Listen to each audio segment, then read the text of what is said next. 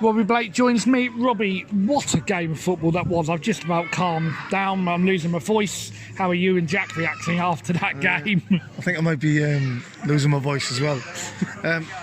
Yeah, a little bit frustrated. Happy, sad, if you know what I mean. I think we started the second half. We asked the lads to try and pass the ball a little bit better in the second half, and we scored a really good goal with Jimmy. And then sometimes, as always teams do, even all sorts of levels of teams, they sort of get a goal and they switch off a little bit. So, we conceded 2 sloppy goals from our point of view. Obviously, it's a great finish from their lad for the second goal, but I think we could have stopped it before that. And then we come back again strong, and just when we scored the equaliser 2-2, I thought we had 15-20 minutes to go on and win the game. And I just don't think we done enough to win the game, and that was the frustrating side, because I thought we could have gone on and won it. The referee today, he's actually not been mentioned that much. There was one big call, which was the penalty decision. The fact that me and you kind of have different opinions, the stand have different opinions, shows that it was a hard call to make for the referee, and he didn't give it. Yeah, no, he didn't give it, and what you will say is I think the referee was very good actually all game. I thought he was outstanding, and a few of the league referees should take a leaf out of his book. He was quite good, and what you will say, to be fair, for the penalty, he was right on the button. He was right there. He felt as though it wasn't a penalty, so I'm not so sure if it was against us whether I'd be shouting and bawling a little bit. But listen, sometimes you get them, don't you? And it's a long season. I'm sure there's going to be bad decisions given and good and soft decisions given. So we'll take that one and we'll move on, because obviously a point away from home at any game, coupled with 2 home games now, and it's good for us. Need to ask you about the substitution. Harvey Sparks obviously substituted. Yeah. What was the thinking behind that? Because I didn't quite understand it at the time. I do now, but what was the thinking? Well, the thinking was, obviously Harvey had been away, he'd missed quite a lot of pre-season, and coupled with Archie just coming in as well, we felt on the left side we were just getting a little bit tired, and we thought if we bring Jimmy across to the left, that might sort of nullify that a little bit. But obviously they had players to come on, and the young lad who came on for them was very quick, the small lad. So then we had to put Calvin over and put Harvey at right back, because obviously, like Archie said, he hadn't played pre-season, and he hadn't done that much for 6 weeks. So considering he hadn't done that for that amount of time, he was credit to himself, and he'd done a really good job today. And how many new arrivals can we expect at Nywood Lane? We're open for another couple of additions. Obviously we've got Lethbridge coming back for Tuesday, which is a big plus for us.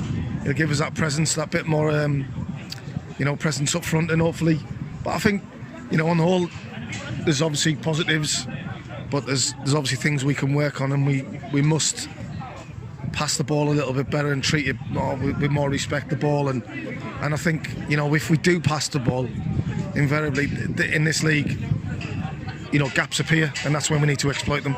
And Merstrom on Tuesday, the Haringly manager just said the games come thick and fast. Yeah. We've got Merstrom on Tuesday. Talk to me about that game, Robbie. Yeah, good game, good first home game for us to look forward to under the lights. So we've just got to build on this now and be a little springboard for us to make Nairwood. We need to make it a fortress, and if we can do that, I'm pretty sure we can have a good season. Because if you do draw away from home and nick the odd win, and you have a really good home record, that probably puts you in a situation where you'd be thereabouts in promotion. And to be fair, I think looking at the surroundings and looking at this place and the pitch, this is not going to be an easy place to come for a lot of teams. So first game of the season, we're still rusty. I think you'll find out where we are probably in 6 to 8 games in, where we are and where we need to be. So let's hope we're in the top of the league. Just one final question. It would be amiss of me not to mention it. That's Dan Lincoln's save. As a striker, you're used to putting goals away. How did Dan make that save? Because I've never seen anything like it. Yeah, no, it was a fantastic save. And one thing you'd say about Dan, he's got that in the locker. He made a save at Shrewsbury away in the second half, which was absolutely top class. And if that was a league game, everyone would be raving about it. And obviously he's made a tremendous save today, and we're very grateful that Dan's obviously with us, because he's an outstanding goalkeeper. Signing of a summer possibly? Well, I think we've got a few good signings, hopefully more to come in, and I'd like to think it's a collective thing, not an individual signing. So Yeah, obviously a great addition, but I think we've signed some very good players, and hopefully we'll sign one or two more and help us push towards the top of the league. Cheers, Robbie. Thank you for that, and we'll speak to you on Tuesday. Top man. Cheers. Thank you. Dan Lincoln joins me. First question: how the hell did you make that save? It's just one of those you stick a paw out and you hope it sticks, and it did. Probably got the cricket to thank a little bit, sharp reactions, but no, it was all good. It was nice to get it. Pleasing that he didn't stick it in after, but 50-50, there you go. And what made you decide to come back? Because the fans are raving about you coming back as Bognar's #1 for the season. I've had a few offers, and believe it or not, it involved more travelling than Bognor. And being honest, there was a few full-time clubs, and logistically and for other reasons they didn't quite fit. And obviously I can stick with my cricket at the minute, which is going very well. Jack was very understanding, so it wasn't an overly difficult decision. How is the cricket going, Dan? Because the 100 and something runs, Ian Guppy, who is a keen cricketer, is pretty jealous. Yeah, Guffey's been getting stuck into me a little bit, saying it was a bit pedestrian, but I'd like to see him have a go, to be honest. But cricket's going really well, I really enjoy it. The weather's been great, which has meant a lot of opportunities, really. If the weather wasn't as great, then you probably wouldn't be seeing the scores, maybe for myself and on the telly. So it's been a kind summer so far, and I've still got another month and a bit. 25th of September I finish. What's the aspirations for you personally this season in football, cricket, or both? Just enjoy both and see where they take me. Dan, thank you for the interview and welcome back. Thank you very much, Starbud. Cheers. Tom, the Haringly manager, joins me for Rocks Radio. Tom, what a game of football that was for the neutral. Yeah, it was a good exhibition of football from both sides. I felt Bognor are a very good side, technically quite sound with their passing and movement. Equally, we had to be patient and hit them on the counter. We just lacked a little bit of quality in the attacking third. Otherwise, it could have been 5-2 to us. It never happened.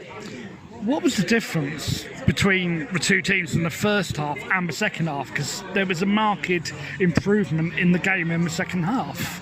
I think what it is, once the nerves settled, it's the first game of the season. Both sides wanted to win it. The first game of the season is always the hardest. And once we settled down, the players came out of their shell a little bit and just basically got down to business. Either side could have won it in the end. I felt we were equally matched. Is there anything that particularly disappointed you about the second goal that Bognor scored? Because it looked like an own goal from where we were.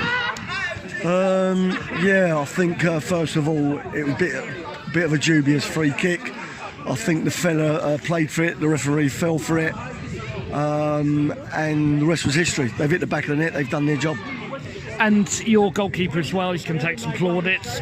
What did you make of his overall performance, Valerie? Yeah, Valerie's a good goalkeeper. I felt the Bognor goalkeeper was equally as good though as well. Two very good goalkeepers out there.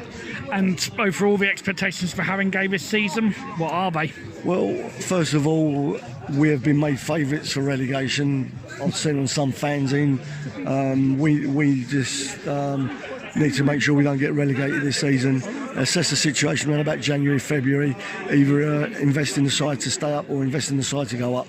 And you've got to get your team ready together now for Tuesday. Yeah, they're going to come thick and fast now. Tuesday night's another big game.